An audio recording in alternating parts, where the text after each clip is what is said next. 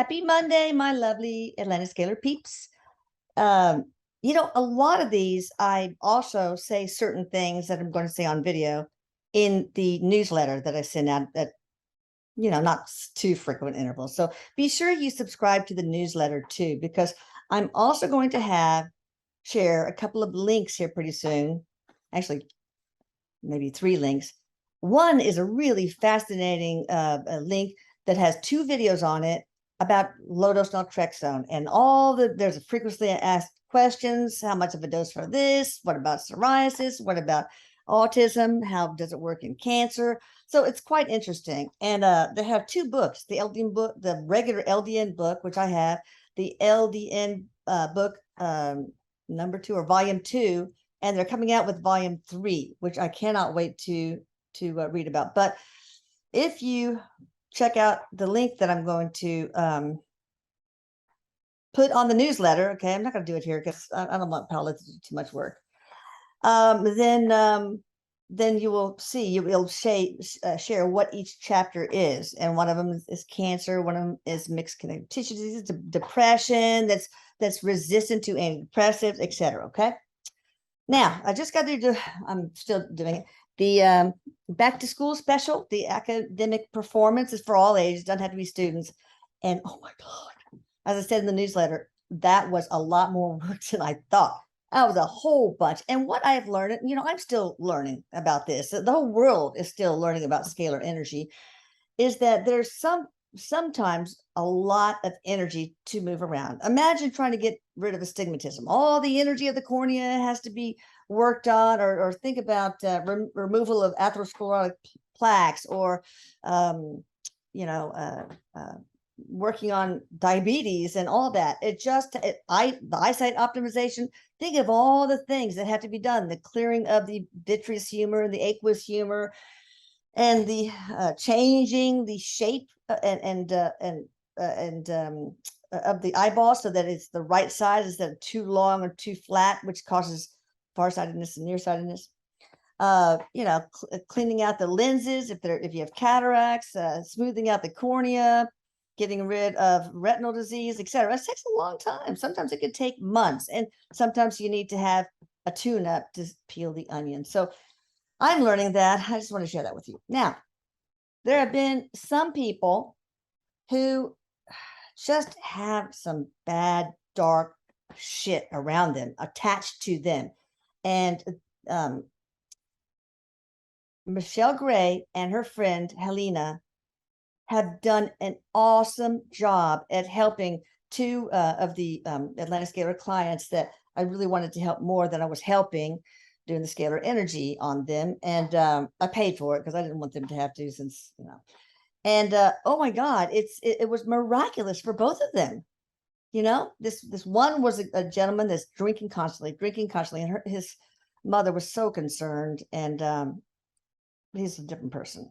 And another is a little 14-year-old kid that was severely depressed, and now that attachment gone, boom, she's so much better, and she will get better over time too. So I'm going to try to figure out maybe make a link so that you guys can, if you have that problem, or actually you can just email me if you have a problem, or somebody in your family has a problem, or a friend has a problem like that. Then especially if scalar energy did not come, maybe it helped everyone in the household but that one person, then yeah, contact me, Elisa@AtlantisScalar.com. I say Scalar because that's how I do speech to text, because otherwise it'll be an ER instead of AR. So, and I had to do chilling Eric, otherwise I'll put a C instead of a K. So that's that. Now, so that's good news. Also, by the way, you guys can write reviews on the product pages if you want to. Bad or good, honesty is always the best. All right, I guess I'll just read an extra. But first, I wanted to show you. I'm saving up for a new chair. Look at that. That's pretty bad, huh? Oh well. Anyway, maybe it'll be a Christmas present for me, but it's pretty bad. All right, now let's do a bedtime story or a morning story, wherever you are in the world, from this book. All right, we're going to continue with the goodbyes. Okay, He had just visited Lucas, and then came my sister Annika. A couple of hours after I died, she went upstairs to her bedroom, and I sat beside her. I could see that she was trembling and crying. Her energy looked like shattered glass that had been glued back together. Right then, she had no way of mending or counseling herself, so she felt extremely helpless and useless. I sensed the weight on Annika's shoulders. She tends to feel responsible for everyone else. It's so true. And now she felt responsible for helping my mom get through the day. Annika did not know how she could help her. She didn't even know if she could, but she knew she had to try.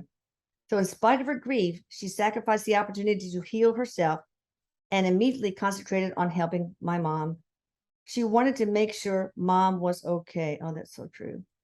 In fact, right after I died, she got a wet paper towel and gently wiped the blood off my mom's hands, the blood that had come from hugging my body. Annika wanted to do something, anything. Annika was also pissed. She couldn't understand why this was happening. She couldn't believe that I had put her in this situation. She couldn't believe that I had put anyone she loved in this situation. As I sat with her, I told her that she needed to take care of herself first. Otherwise, she wouldn't be any kind of shape to help anyone else. Taking care of herself meant that she had to love herself enough to put her own needs before anyone else's. That's how it works for everyone, not just her. And, he has taught us that since, actually.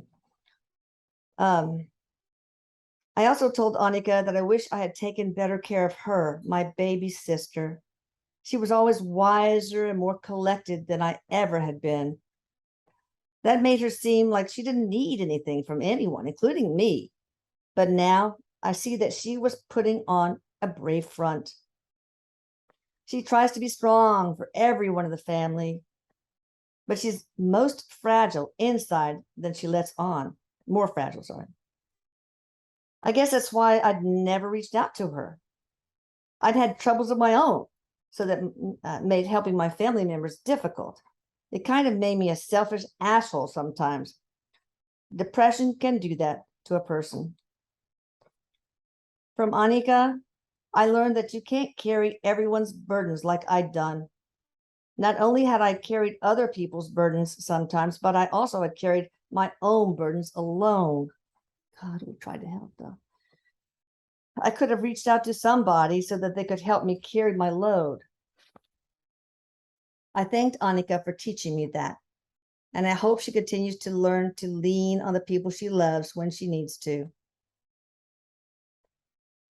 Next will be Aunt Terry. She's wonderful, my wonderful sister. But anyway, yeah, the goodbyes were not easy for me, especially when it comes to the one for me. Okay, anyway, y'all subscribe to the newsletter, please. Write reviews if you can. And that's it. I love you all. I hope you have a wonderful week. I'm leaving for Norway tomorrow, and I won't be back until the 23rd. So I hope you guys will try not to email me, if you can't. I will answer the emails anyway, you know me, but if you can avoid it. But, I'm always there for you, okay? All right. I love you all. Bye.